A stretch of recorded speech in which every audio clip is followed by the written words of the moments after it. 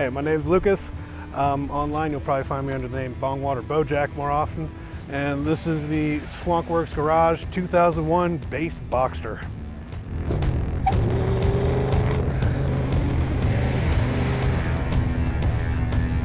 The car isn't just mine, it's a project between myself and a friend, Sam Leonard.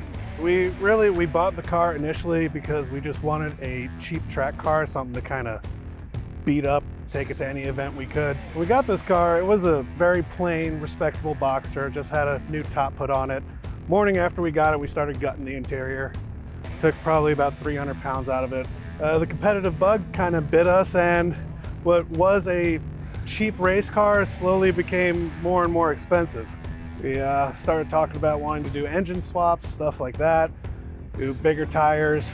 I had mentioned that there is an engine swap in this, and I guess the engine swap is sort of the big ticket item about this. So besides sitting about 600 pounds under stock, in the back of it there is a Ferrari F136 V8 from a 2006 Maserati Quattroporte. The problem that we both have with the aftermarket car industry in general, SEMA, all that kind of stuff, is people take it too seriously. People are more concerned about doing something right than they are about just having some fun with it. So really what we wanted to do with the car was show that you could go fast, do things way out of left field from what the typical crowd is doing, and you can just have fun doing it. You don't need a lot of experience. I didn't know how to weld prior to starting this project. Honestly, I knew how to swap out parts on a car. That was it. I didn't know anything about wiring an ECU from the ground up. I didn't know what interior parts were actually necessary for a car to work. Turns out none are.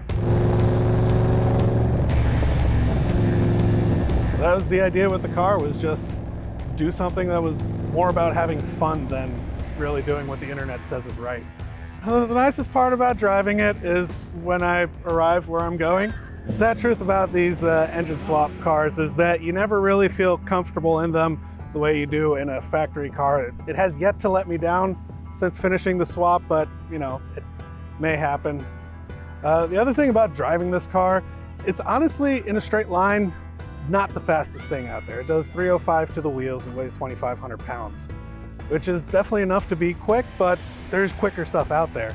The thing about it is nothing else out there has you exposed the way this does. You have no roof, there's no firewall between you and the engine. All the noise and explosions, they're happening right there. Look over your shoulder and there's your alternator spinning. So biggest challenge with the car is honestly the space me and my friend are working out of. We do not have a car lift.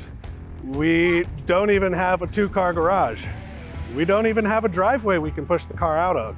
We have a tiny one-car garage. You cannot open both doors all the way. And we had to figure out how to take a flat six engine out the bottom of the car and then drop a V8 engine through the top of the car. It's kind of part of our flex at this point, is the fact that we did manage to do it with those restrictions in place. I couldn't think of a dream car, more of a dream build. It would have to be something more obnoxious than this. So maybe like a quad rotor Bentley, a Rolls Royce.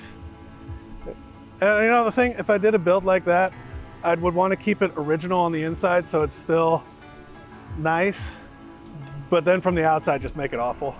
If I do any shout out, it would be to Sean of Mobetta Tuning, because that wizard managed to get this engine running on a Haltech ECU with no information to work with.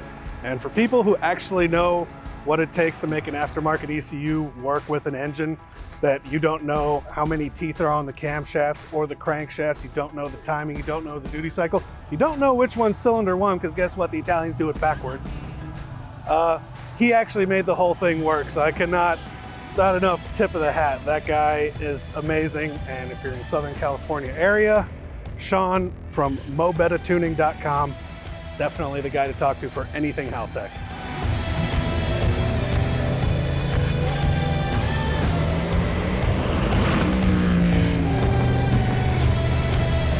Driving fast tickles my balls.